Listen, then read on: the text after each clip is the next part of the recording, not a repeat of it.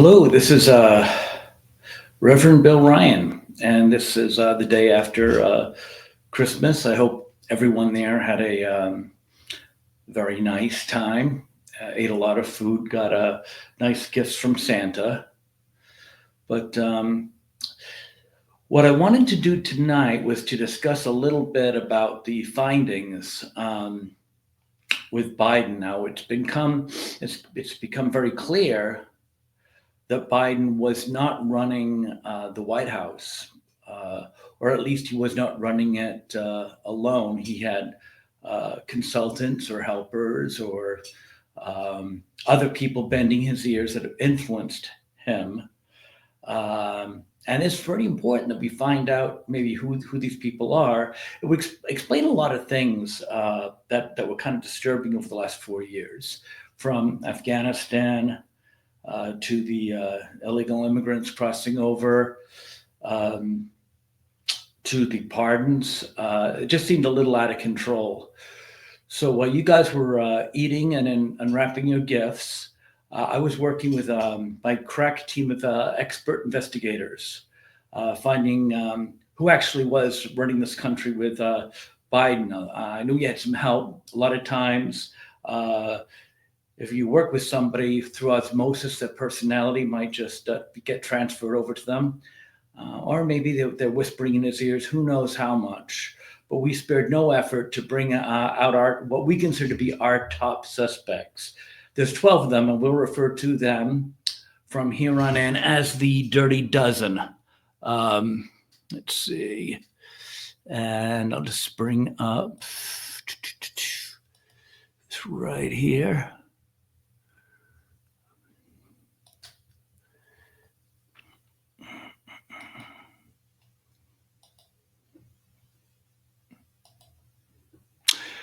Okay, the first one we suspect is Bugs Bunny. We've got a lot of traits with Biden. In the surface, he's kind of flippant and outspoken. He gives a false sense of being in charge when he's oftentimes over his head. He oftentimes tries to jury rig a situation because he gets himself in hot water an awful lot.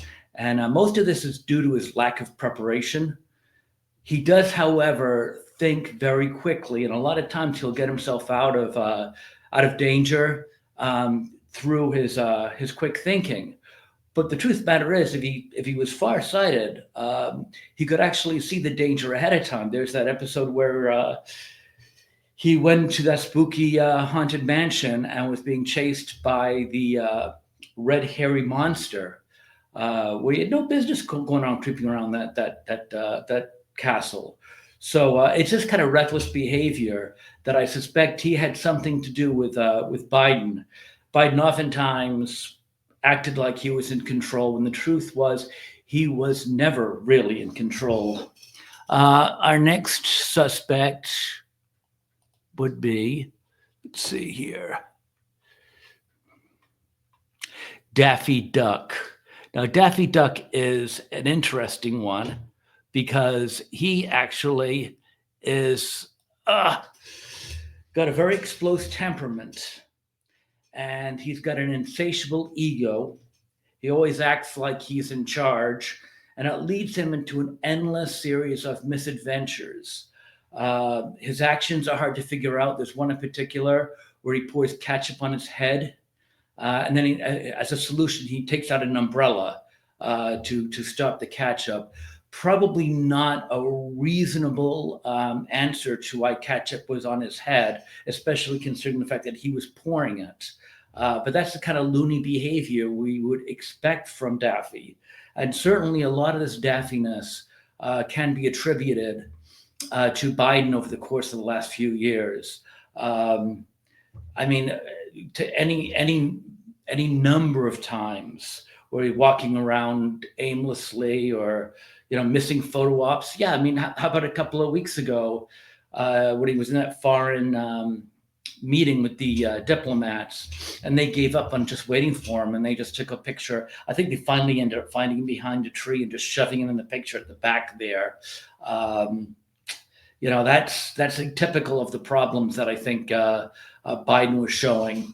Let's see. Next up, we have Droopy Dog. Now, let me tell you about Droopy Dog. This is the Biden, which a lot of us are familiar with. He kind of just is very sad and monotone, especially with situations like where he knows he's screwing up. A couple of times during the debate with Trump, when he knew he was saying all the wrong things, he just kind of looked sad and lost.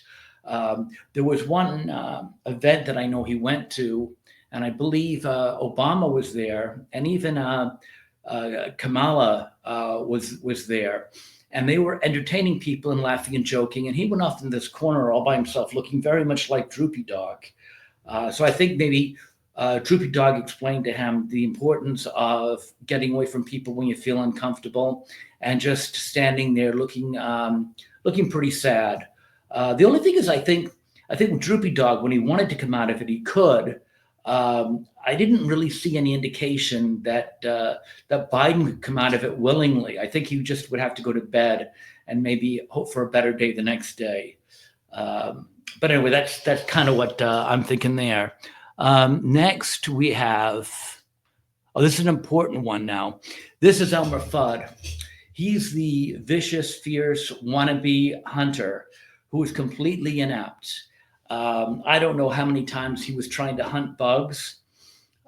Never successfully did he ever get Bugs Bunny. He usually ended up, making a fool out of himself. And I think a couple of times he might have even shot himself. Not what you'd call anyone to be necessarily afraid of. No matter how well his plans were laid out, they would always backfire on him. And that's what I think Biden wanted to be. He wanted to be this force. He wanted to bring back the country to being, what it could be. And the funny thing is, I think he actually thinks he did it. If you actually asked him, I think he actually was told by somebody. Maybe it was Daffy Duck or Bugs Bunny, but I think somebody got to him and told him that he was doing a great job, and he was a fierce and feared leader of the Western world, and he somehow believes that. Well, the truth of the matter is, he's just basically Elmer Fudd. What else we got here? Now here's a really good one, and this is Foghorn Leghorn. This is one of my favorites because he is a shyster. He's a carpetbagger. People might not be familiar with that term, a carpetbagger is somebody who packs their bags and moves to a place a lot of times they've never been to before because they see easy pickings. Maybe they desperately need a Republican candidate for something, and they'll go there and they'll run. And they'll usually come in with a lot of money. And I think a good example of that was Maura Healey. I don't think she ever had any claim to Massachusetts, except that Scott Brown was in there. And she came in as a Democrat, and she beat the Republican because it was a Democratic state, pushed him out, and she's been there ever since. But I don't think she had any skin in the game in Massachusetts until she found out Scott Brown, who I think was from New Hampshire, actually. So he did have a lot of skin in the game. But he won Massachusetts, and she just went in there and carpetbagged and pushed him out.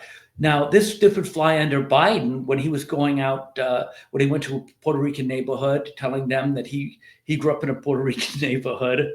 When he went to a black crowd, he was talking about how his black mommy really raised him.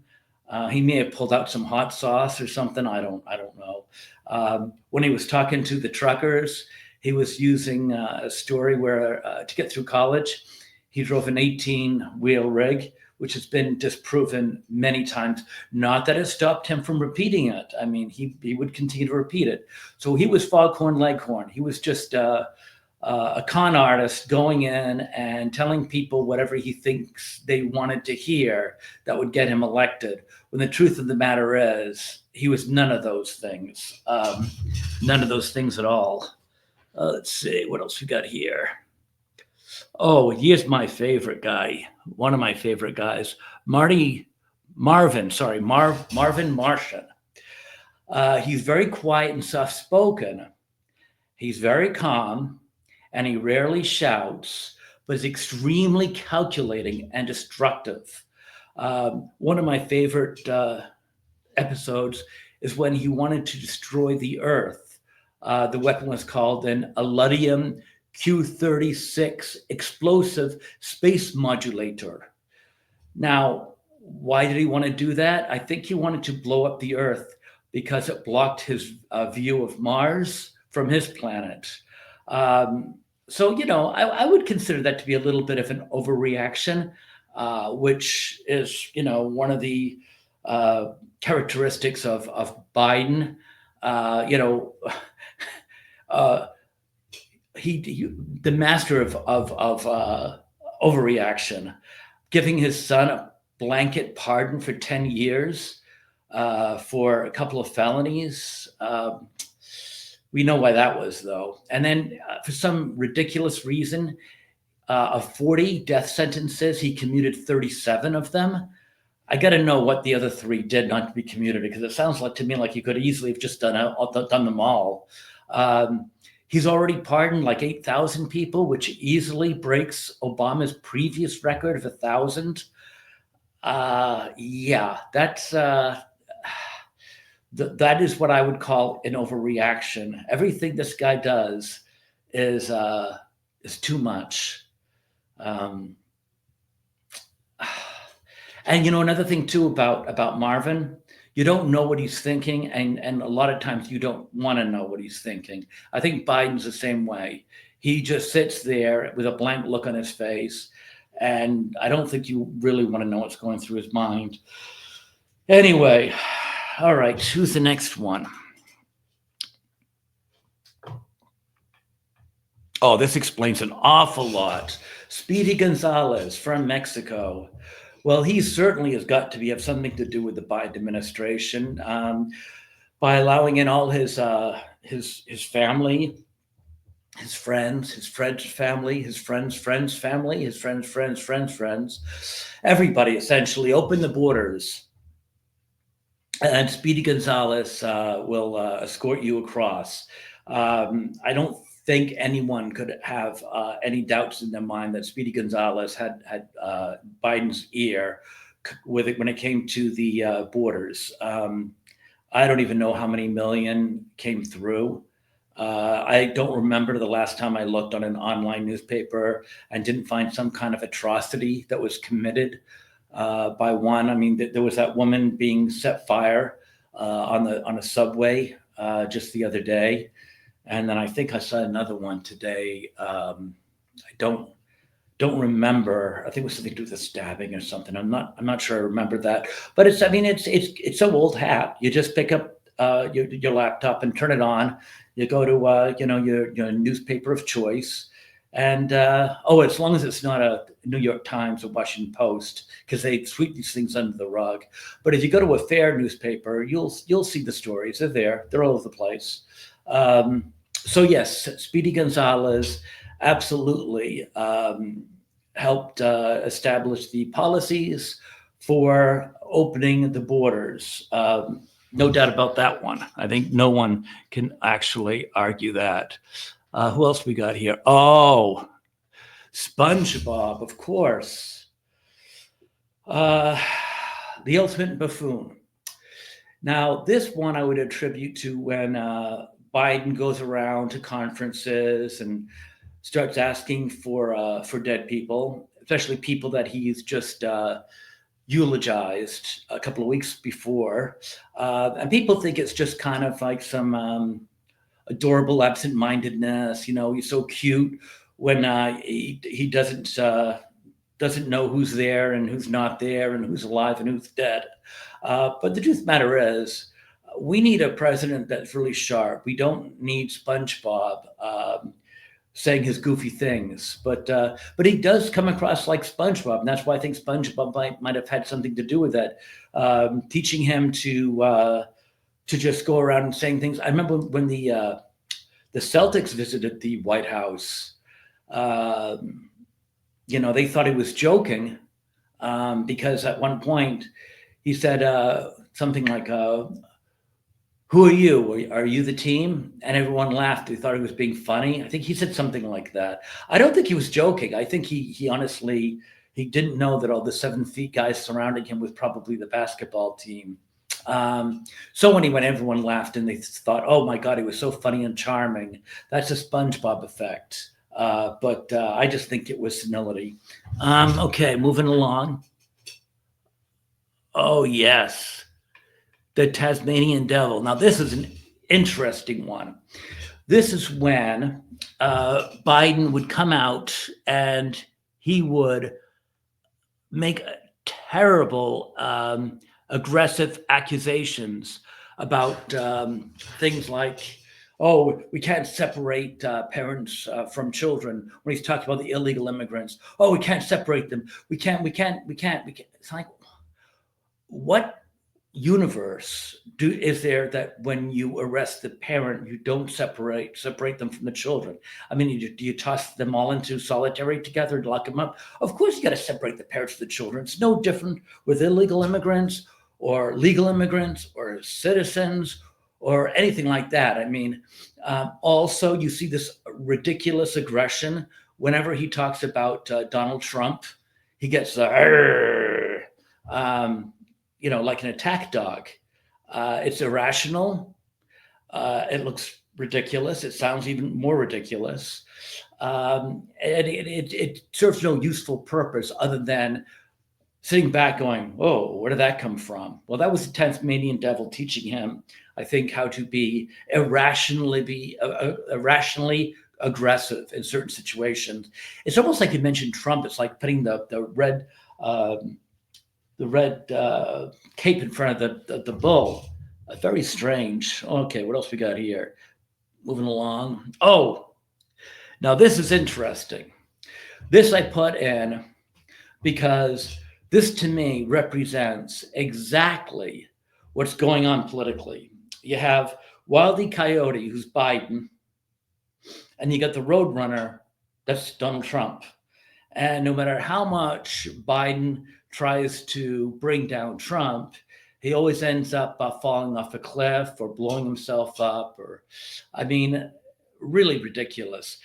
And I know he won the 2020 election, but I honestly wonder years from now, when we look back at history, if it will not be the best thing for Trump, because Biden had his time and he's going to go down as the worst, most incompetent president of all time. There's very little doubt in that. I was actually surprised. I looked up the other day on Wikipedia and they had him listed as one of the 5 best presidents with Obama. That's not going to stay. But no, and I think what's going to be happening is this is going to seal Donald Trump's legacy. He's going to come back and he's going to fix a lot of it. I won't say all of it because this is a bad, bad situation, but he's going to fix a lot of it. And people are going to realize that he was a much better president than people give him credit for. And Biden was horrendous. So I think in retrospect, it's going to do a lot for Trump's legacy to attempt to fix all these messes that Biden created. So Biden can chase, the Roadrunner all he wants, but Donald Trump's always going to end up getting ahead of the game. All right, who else goes? Oh, Yosemite Sam. Yeah. Cutting this short, I don't want to go too much longer here. Just that he's got a really big ego. He considers himself a super genius who can outwit any foe. And he's just mean-spirited, aggressive. He's got a hair-trigger temper, and he's got a terrible hatred of rabbits, which you could actually say that kind of turns into Republicans' hatred, which Biden has. But yeah, I don't really think that that there's any kind of rationality between the aggressiveness of Yosemite Sam and the aggressiveness of Biden. I think they're just irrational, uh, irrational storms and tempest in a teapot, I guess, with no um, upside having them around. They're just chaotic. And the last one we're going to do is Patrick Starr, the clueless Patrick Starr. Now, this represents Biden when he's roaming around the White House lawn, lost.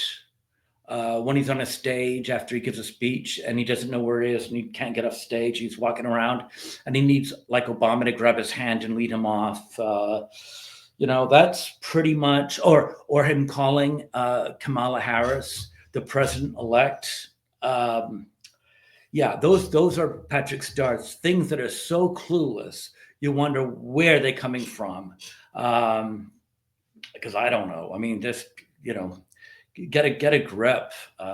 Anyway, so that's it. Those are my dirty dozen, the people that I think have been consulting Biden, trying to run this country. And what they've done is pretty much dug a terrible hole for us. That's it. Hopefully Donald Trump will come in and fix it out. If you guys like this, please like, share, and subscribe. You've got my information there if you want to get in touch with me. Hopefully you liked it. If you did not, then thank you anyway for watching and for your time.